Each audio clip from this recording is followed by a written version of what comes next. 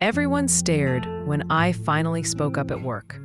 I had been working in that office for almost a year, coming in every morning, finishing my tasks quietly, meeting deadlines, and staying in the background while one particular coworker slowly built a reputation for being brilliant, even though most of the ideas he presented in meetings were mine, taken from emails I wrote, reports I prepared late at night, and suggestions I shared with him privately, thinking we were a team. And at first I ignored it because I didn't want to be seen as difficult or dramatic, telling myself that hard work would eventually speak for itself. But week after week, it kept happening, and every time my manager praised him, I felt a small knot tighten in my chest, until one day during a team meeting, when she smiled at him again and said, "Great initiative, this really helped the project." And in that moment, my stomach dropped, my palms went cold, and I realized staying silent was costing me more than speaking up ever could.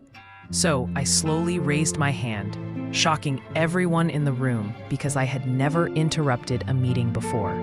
And in a calm voice that didn't reveal how fast my heart was racing, I said, "I'm glad you liked the idea. Should I forward the email where he asked me to prepare it?" And suddenly the room went completely still. People stopped typing, chairs stopped creaking, and all eyes shifted between me and my manager, who looked confused and asked me to clarify.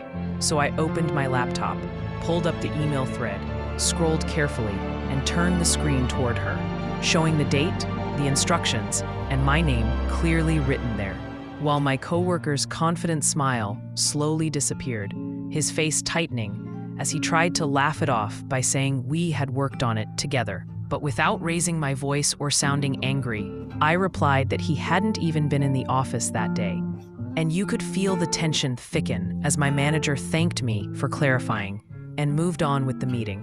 And later that day called me into her cabin, where I walked in expecting a warning, but instead received an apology for overlooking my work, along with a request that I send my updates directly to her from then on. And from that day forward, my coworkers stopped taking my ideas, avoided eye contact whenever we crossed paths, and I learned something important. You don't always need to argue, shout, or create a scene to be heard, because sometimes speaking once, calmly and truthfully, is enough to change everything.